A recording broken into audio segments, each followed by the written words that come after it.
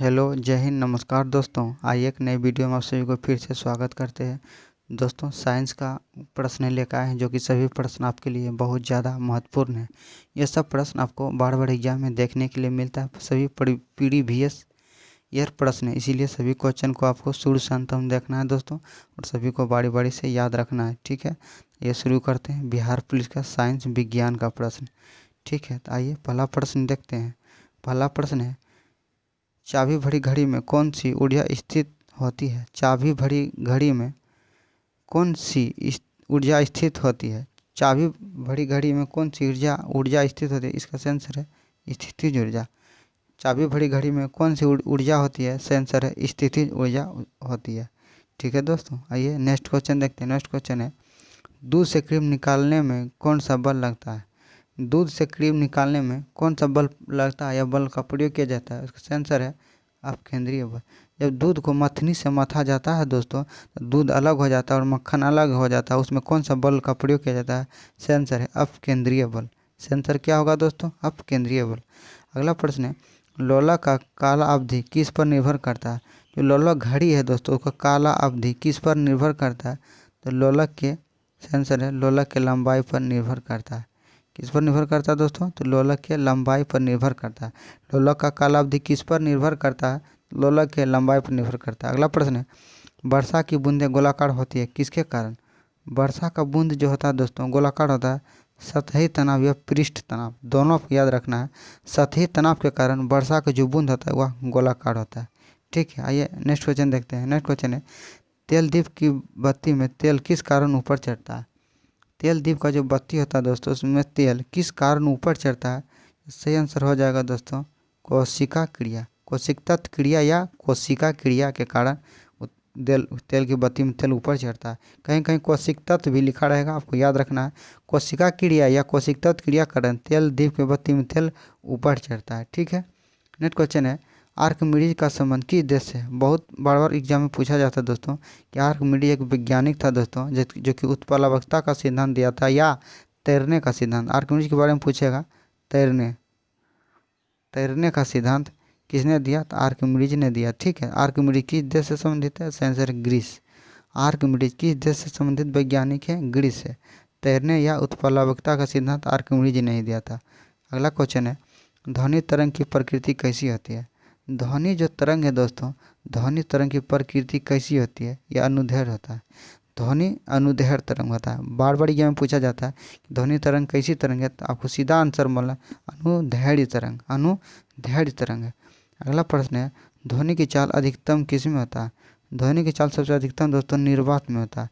निर्वात में ध्वनि की चाल सबसे अधिकतम होता है। ठीक है दोस्तों, ध्वनि चाल अधिकतम किस में होता है? सेंसर है निर्वात में।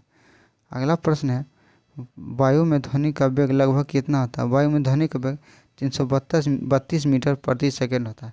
वायु में जो ध्वनि का वेग है दोस्तों सबसे अधिक होता है। कितना होता है? सॉरी दोस्तों, वायु में ध्वनि का वेग कितना होता है? 332 मीटर प्रति सेकंड होता है। अगला प्रश्न है, ध्वनि तरंगें किसके कारण प्रतिध्वनि उत्पन्न करता है? जो ध्वनि तरंगें किसके कारण प्रतिध्वनि उत्पन्न करता है? इसका आंसर है दोस्तों परावर्तन के कारण।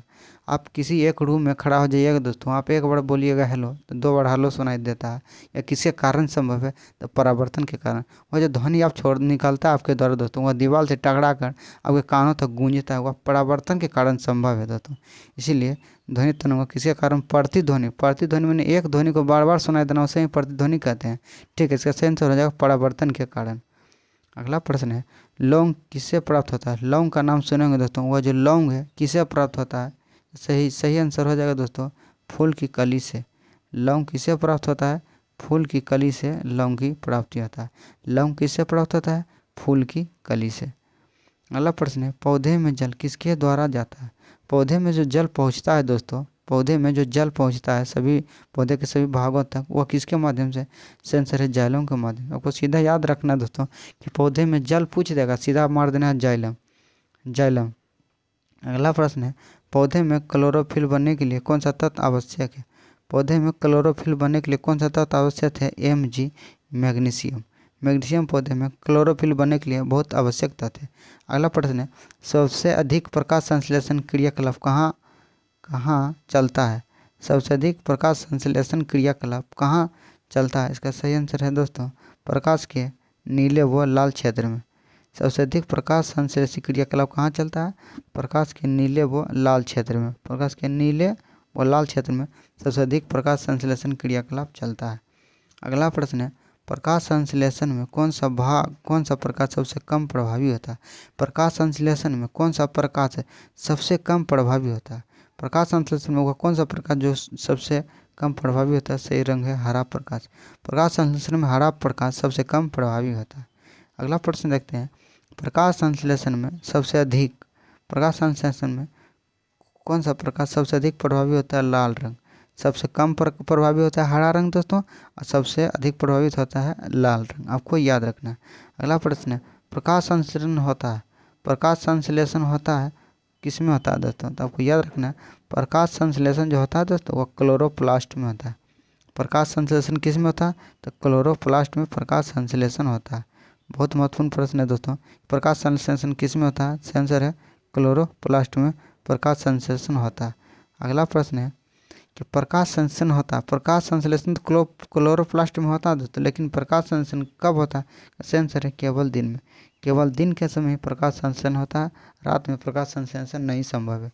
ठीक है दोस्तों, प्रकाश संश्लेषण कब होता है? तो दिन में। प्रकाश संश्लेषण किससे होता है? तो क्लोरोप्लास्ट से। आपको याद रखना। अगला प्रश्न है प्रकाश संश्लेषण के लिए कौन सी गैस आवश्यक है? प्रकाश संश्लेषण के लिए वह कौन सा गैस है जो बहुत आवश्यक है? इसका सही आंसर है दोस्तों CO2। प्रकाश संश्लेषण के लिए सबसे अधिक कौन सा गैस आवश्यक है? सही आंसर है CO2 या कार्बन डाइऑक्साइड। ठीक है, आपको याद रखना है। अगला प्रश्न है कोशिका की खोज किसने किया था? बहुत महत्वपूर्ण है दोस्तों कि कोशिका का खोज किसने किया था? सही आंसर है रॉबर्ट हुक, क्योंकि मानव शरीर के प्रत्येक अंग कोशिका से ही बना है, इसीलिए वो याद रखना। बहुत महत्वपूर्ण प्रश्न है कि कोशिका का खोज किसने किया था? सही आंसर है रॉबर्ट हुक ने। रॉबर्ट हुक कोशिका का खोज किया था। अगला प्रश्न है सुहाग का रासायनिक नाम क्या है? सुहाग का रासायनिक नाम क्या है? सही आंसर है बोरेक्स। सुहाग का रासायनिक नाम क्या है दोस्तों? बोरेक्स। सुहाग का रासायनिक नाम क्या है? सही आंसर है बोरेक्स रासायनिक नाम है। अगला प्रश्न है टिन का परमाणु संख्या कितना है? टिन जो धातु है दोस्तों, यह टिन का परमाणु संख्या कितना? सही आंसर है 50। टिन का परमाणु संख्या कितना है दोस्तों? 50 टिन का परमाणु संख्या। अगला प्रश्न है परमाणु बम किस सिद्धांत पर कार्य करता है? परमाणु जो बम होता है दोस्तों वो किस सिद्धांत पर कार्य करता है? सही आंसर है अनियंत्रित नाभिकीय विखंडन। अनियंत्रित नाभिकीय विखंडन याद रखना, उसमें नाभिकीय विखंडन भी लिखा होगा दोस्तों, लेकिन आपको याद रखना है अनियंत्रित नाभिकीय विखंडन ही आपका सही आंसर है दोस्तों। इसीलिए आपको याद रखना है परमाणु बम किस सिद्धांत पर कार्य करता है? अनियंत्रित नाभिकीय विखंडन के सिद्धांत पर। अगला प्रश्न है 1945 में नागासाकी पर गिराए गए बम का क्या नाम था? जब 1945 में हिरोशिमा और नागासाकी पर बम गिराया गया था दोस्तों, तो नागासाकी पर गिराया गया था दोस्तों 9 अगस्त को। 9 अगस्त को गिराया गया था। उस बम का क्या नाम था? तो फेटमैन नाम था। नागासाकी पर जो 9 अगस्त को गिराया गया था उसके बम का नाम था फेटमैन। 9 अगस्त 1945 में गिरा था फेटमैन। लिटिल बॉय नाम था। हिरोशिमा पर गिराया गया था 6 अगस्त को। अगला प्रश्न है हाइड्रोजन बम का आविष्कार किसने किया था? हाइड्रोजन बम का आविष्कार किसने किया? सही आंसर है एडवर्ड टेलर। एडवर्ड टेलर ने हाइड्रोजन बम का आविष्कार किया था। ये अगला क्वेश्चन देखते हैं। अगला क्वेश्चन है परमाणु रिएक्टर का आविष्कार किसने किया? बहुत महत्वपूर्ण प्रश्न है दोस्तों कि परमाणु रिएक्टर का आविष्कार किसने किया? सही answer Enrico Fermi. Enrico Fermi द्वारा परमाणु रिएक्टर का आविष्कार किया गया, इसीलिए एनरिको फर्मी बहुत महत्वपूर्ण प्रश्न है दोस्तों। परमाणु रिएक्टर का आविष्कार किसने किया? Enrico Fermi. अगला प्रश्न है नाभिकीय रिएक्टर की मूल प्रतिक्रिया क्या है? नाभिकीय रिएक्टर की मूल प्रतिक्रिया क्या है? सही आंसर हो जाएगा दोस्तों विखंडन। विखंडन। नाभिकीय रिएक्टर की मूल प्रतिक्रिया क्या है? सही आंसर है विखंडन। नाभिकीय रिएक्टर की मूल प्रतिक्रिया क्या है? सही आंसर हो जाएगा दोस्तों विखंडन नाभिकीय रिएक्टर की मूल प्रतिक्रिया। नाभिकीय रिएक्टर की मूल प्रतिक्रिया क्या है दोस्तों? सही आंसर है विखंडन। अगला प्रश्न है कौन सा पदार्थ नाभिकीय रिएक्टर में मंदा का कार्य करता है? कौन सा पदार्थ नाभिकीय रिएक्टर में मंदा का कार्य करता है? इसका सही आंसर हो जाएगा दोस्तों भारी जल। नाभिकीय रिएक्टर में मंदा के रूप में किसका प्रयोग किया जाता है? तो भारी जल का। ना भारी जल और कहीं या ग्रेफाइट भी इसका आंसर होगा दोस्तों। ग्रेफाइट। भारी जल या ग्रेफाइट का मंदा के रूप में प्रयोग किया जाता है, इसलिए भारी जल और ग्रेफाइट सही आंसर होगा। अगला प्रश्न है 29 नंबर प्रश्न देखते हैं। 29 नंबर है नाभिकीय रिएक्टर में भारी जल का क्या कार्य होता है। भारी जल तो दोस्तों मंदक रूप में प्रयोग किया जाता है, लेकिन वह मंदक क्या करता है, न्यूटन को गति को कम कर देता है। मंदक का कार्य दोस्तों कम करना, इसीलिए भारी जल जब नाभिकीय रिएक्टर में प्रयोग किया जाता है तो न्यूट्रॉनों को अवशोषित करता है और न्यूटन गति को कम कर देता है, इसीलिए सही आंसर है न्यूटन की गति को कम करना। अगला प्रश्न है पीतल किसका मिश्रण है। पीतल का ही नाम सुने हैं दोस्तों, पीतल बहुत पूछा जाता है, किसका मिश्रण है, तो कॉपर और जिंक का। कॉपर और जिंक का पीतल मिश्रण है। पीतल किसका मिश्रण है, कॉपर और जिंक। Cu और Zn का मिश्रण है दोस्तों, आपको याद रखना है।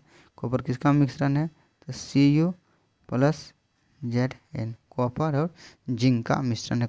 ठीक है दोस्तों, पीतल किसका मिश्रण है, कॉपर और जिंक का। ठीक है दोस्तों, मिलते हैं अगले वीडियो में, तब तक के लिए जय नमस्कार दोस्तों। पूरा मन लगा कर पढ़ते रहिए, ठीक है।